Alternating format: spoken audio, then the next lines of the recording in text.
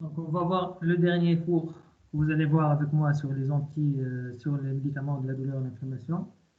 Et c'est à propos des antihistaminiques H1.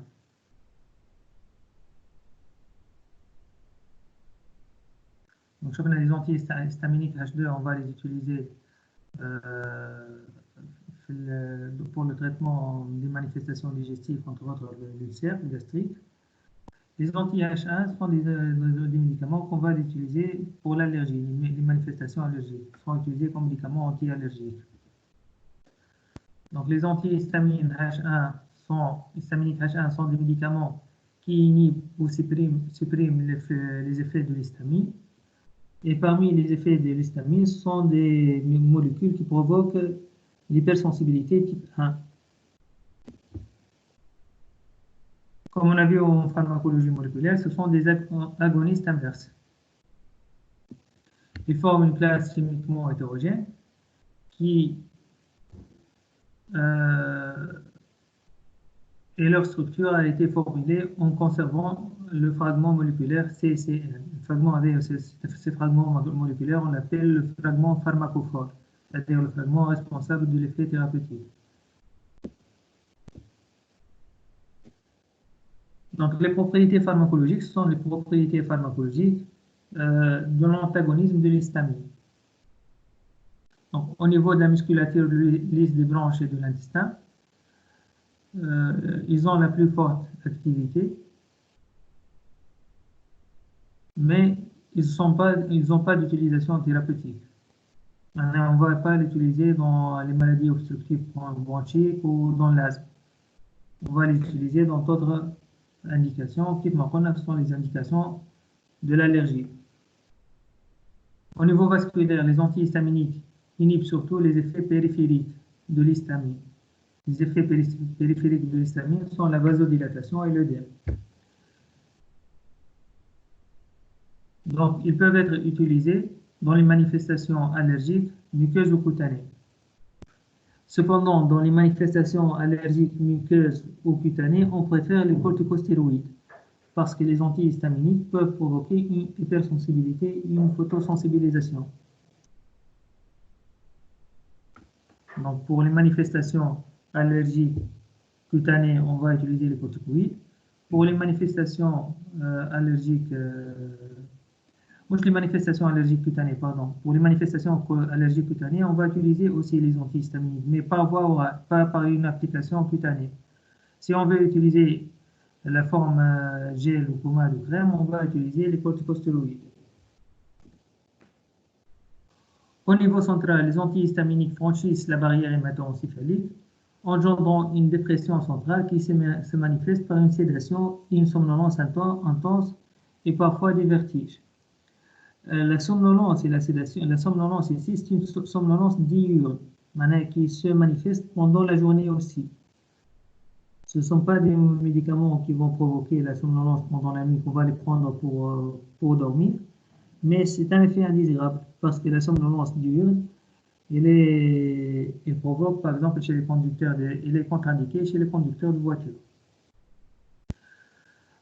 Au niveau central, ils ont une action anxiolytique qui dépend des molécules, et l'hydroxyzine, c'est la molécule qui a l'action anxiolytique la plus importante. Donc, la tarax, l'hydroxyzine, est utilisée dans les manifestations, comme anxiolytique dans les manifestations mineures. Exemple, avant une chirurgie, un patient qui se sent anxieux parce qu'il va faire une chirurgie, on peut lui donner un comprimé d'atarax. Pour le traitement de vomissement et de mal de transport, on va utiliser la diphénhydramine, la notamine. Et comme anti-hémétisant, on peut utiliser les cyclizines et la déméphénidrate. Donc, pour résumer un peu, les antihistaminiques, ils ont différentes propriétés pharmacologiques, mais il y a des indications préférentielles pour chaque molécule. Maintenant, ce sont tous des molécules qui ont un effet antihistaminique, mais l'hydroxyzine a une indication plus particulière comme anxiolytique. Elle est indiquée aussi pour l'allergie, pour l'urticaire, mais qui s'amène pour l'allergie et l'urticaire, je vais utiliser une autre molécule. Et pour l'effet anxiolytique, je vais utiliser surtout l'hydroxyzine. Pour le mal de transport, je vais utiliser surtout la déphényldramine. Je ne vais pas utiliser l'hydroxyzine parce que la déphényldramine, elle a montré une efficacité supérieure pour le mal de transport. Donc, ces propriétés pharmacologiques dépendent de la molécule. Il y a des préférences pour chaque molécule. Certains antihistaminiques ont une activité anticholinergique, surtout ceux de première génération.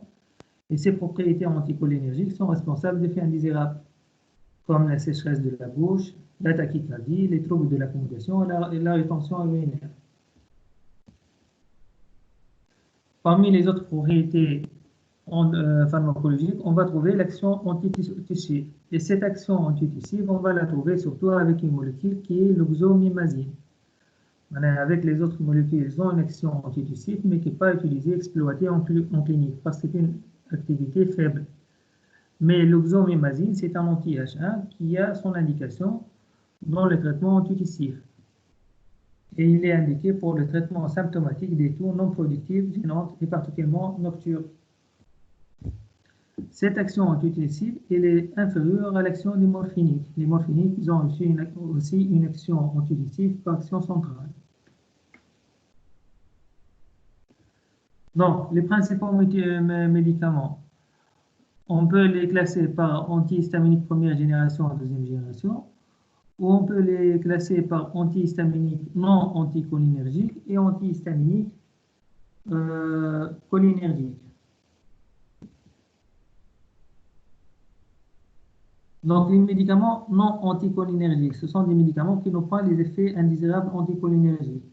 Et ce sont des médicaments qui n'ont pas un effet sédatif. Parce que ce sont des médicaments qui sont substrats de la glucoprotéine P, donc ils ne peuvent pas traverser, ils peuvent pas agir au niveau central. Et du coup, ils n'ont pas l'effet sédatif. On peut citer la cétérizine, l'allergique, la loratadine, l'histadine, l'oradine, claritine, la desloratadine, Airus Deslor, le fexofenadine, Telfast. Donc, du point de vue efficacité, ces molécules sont en plus ou moins la même efficacité et la même tolérance.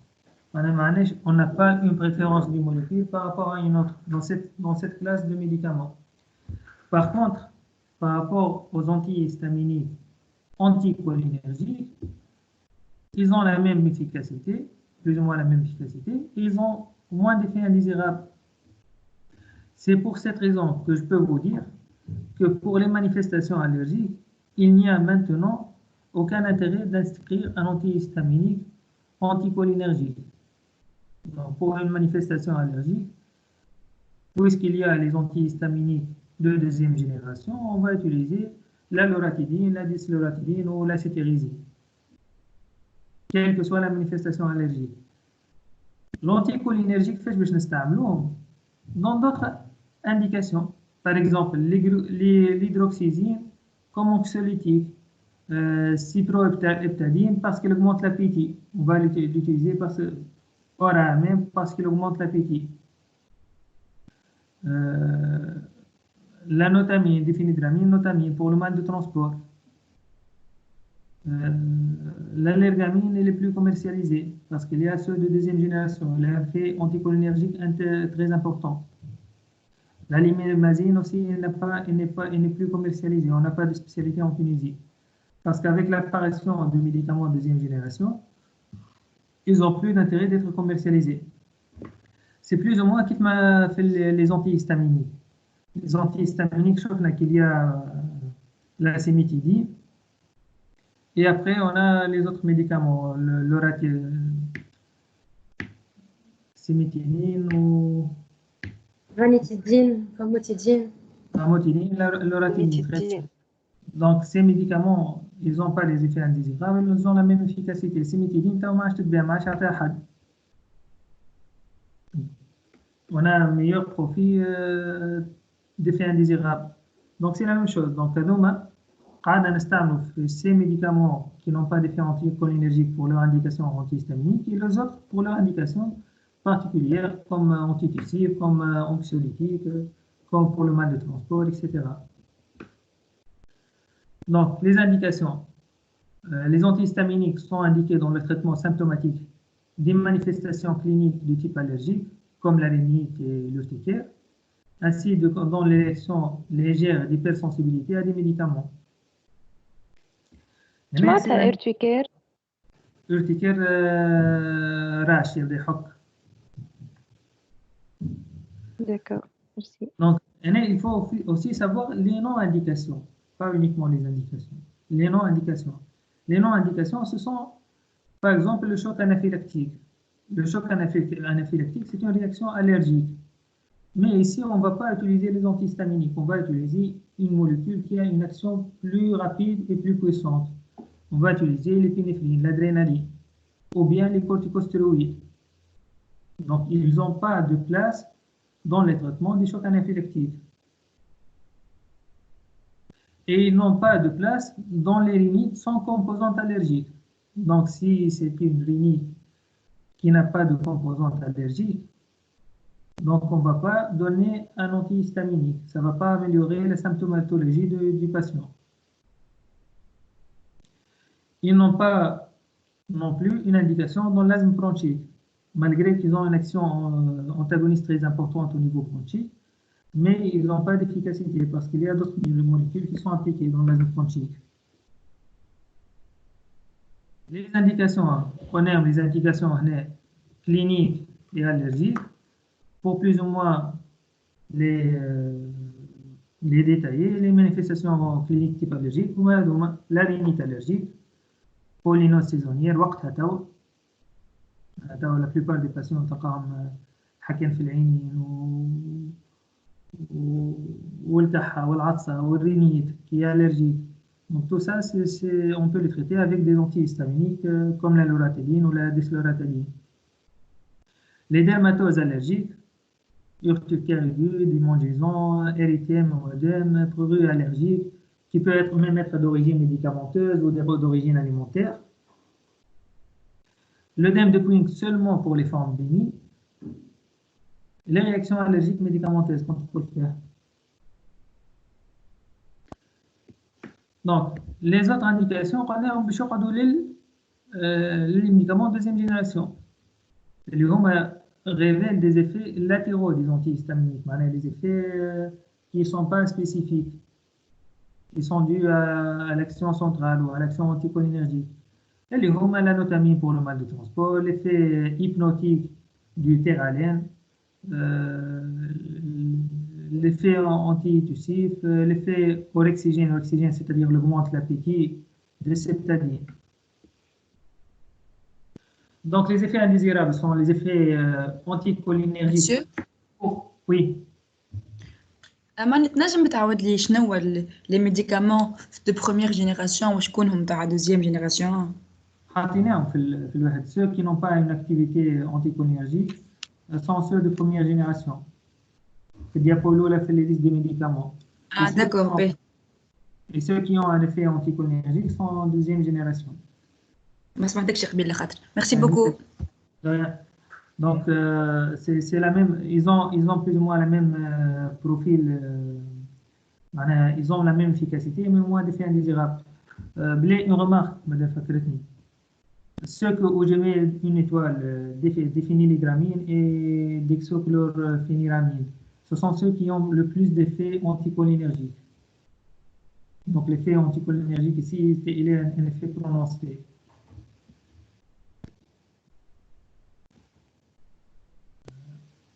Donc, oui. كيفاش الفرق بين une simple allergie وبين le choc anaphylactique؟ Le choc anaphylactique il est très différent d'une simple allergie. Le choc anaphylactique, le patient راهو ماشي نجم يتنفس. C'est une bronchoconstriction, c'est un œdème assez important. C'est une urgence thérapeutique. Elle met le pronostic vital en danger, le choc anaphylactique.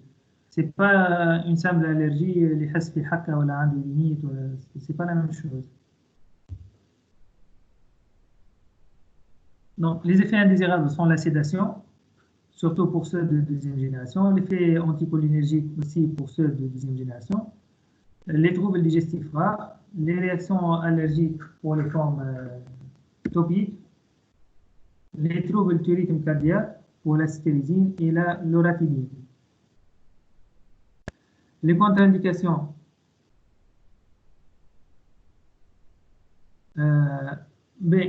Ceux qui n'ont pas un effet anticholinergique, comme la loratadine par exemple, elle n'a pas ces effets indésirables. Elle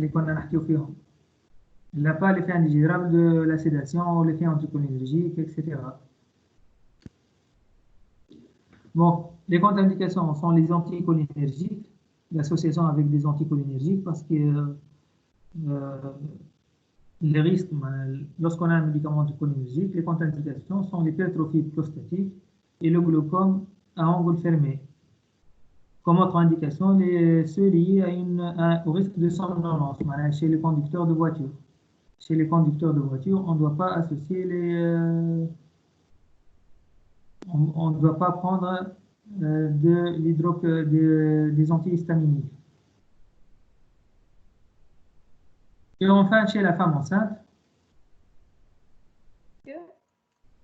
oui. Supposons que femme enceinte معناتها جاتها allergie وهي contre-indication. Les femmes enceintes, ceux en pratique qu'on peut les utiliser, quel que soit le terme de grossesse, et on peut les utiliser aussi au cours de l'allaitement, sont cétérizine, desloratadine, ou loratadine ou lévocétérizine, ceux qui n'ont pas une activité anticholinergique. Je vais ouvrir une parenthèse. Dans les caractéristiques sanitaires d'un produit. Là, je me parle de femme enceinte,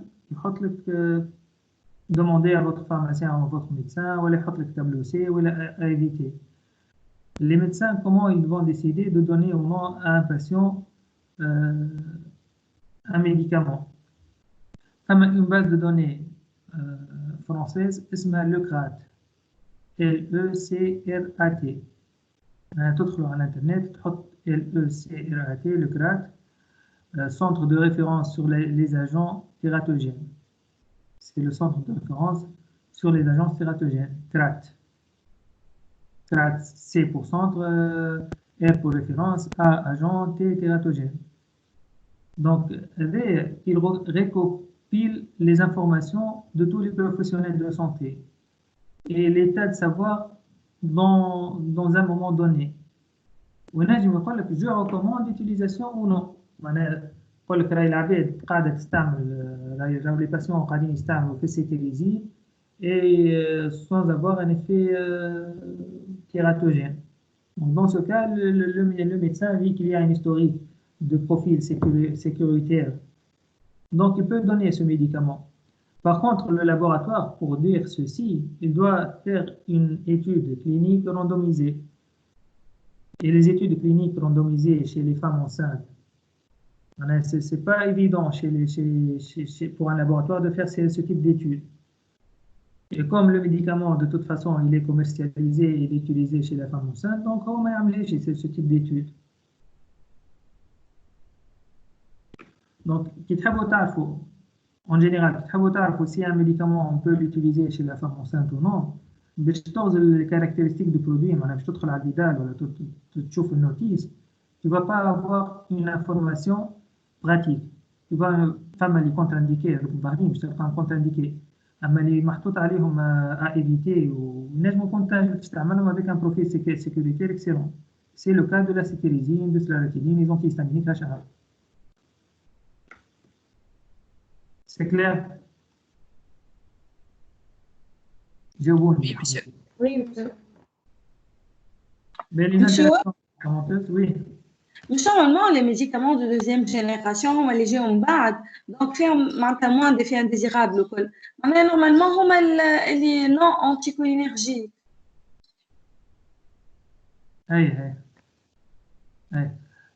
اي نحن كي نحكيو على دوزيام جينيراسيون نحكيو على نون anticholinergique. نجم راني قلتهم بالعكس.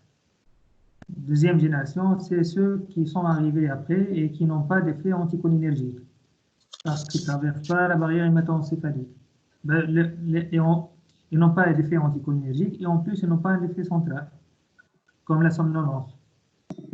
كي نحكيو على les antihistaminiques première génération, deuxième génération, point de vue anticholinergique ولا sédation. هما تنقولوا première génération deuxième génération وحدات جاو قبل الآخرين معناها فما اللي جاو qui ont été commercialisés après d'autres qui ont été commercialisés هذاك علاش ما حطيتش première génération deuxième génération حطيت حسب الميكانيزم pharmacologique donc activité anticholinergique et qui n'ont pas une activité anticholinergique. معناتها نجمو نلقاو des antihistaminiques H1 qui sont deuxième génération ou عندهم effet sédatif. Là, parce que les antihistaminiques deuxième génération sont un substrat de la glycoprotéine P. La glycoprotéine P va les expulser du système nerveux central. Donc, s'il va les expulser du système nerveux central, ils ne vont pas avoir un effet sédatif. Parce que l'effet sédatif se manifeste au niveau central. Donc, tous les antihistaminiques de deuxième génération n'ont pas d'effet central, n'ont pas d'effet anticholinergique. D'accord, merci.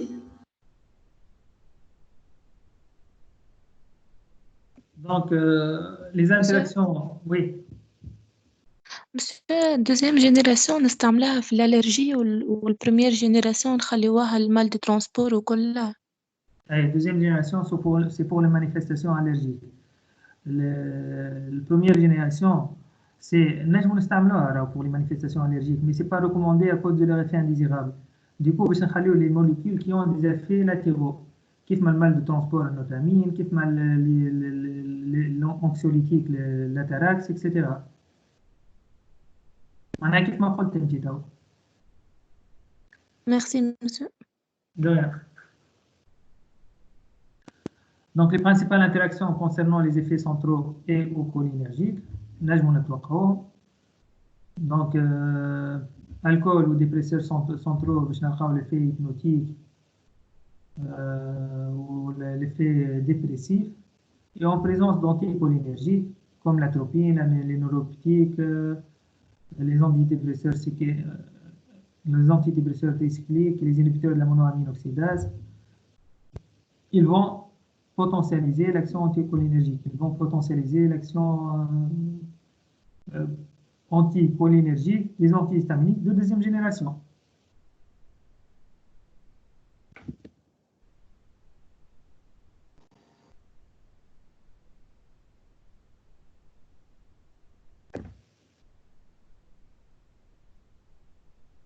Sinon, de point de vue efficacité, les médicaments sont plus ou moins, ils ont plus ou moins la même efficacité.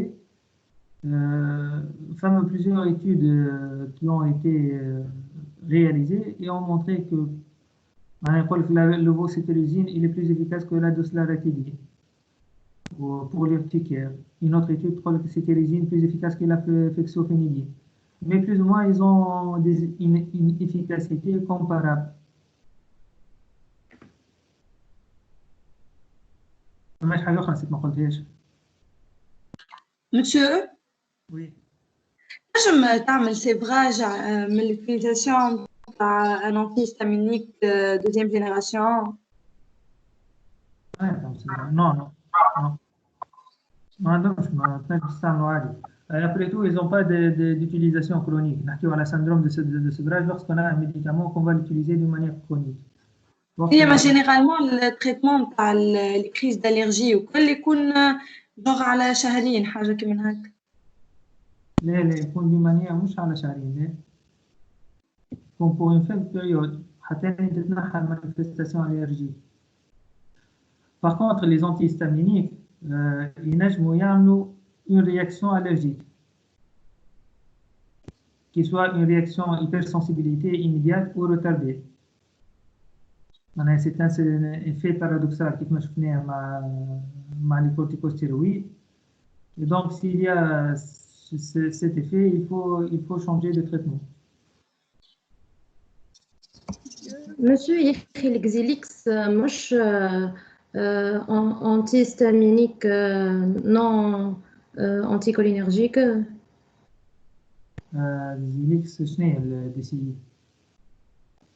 bon اسمه طويل هو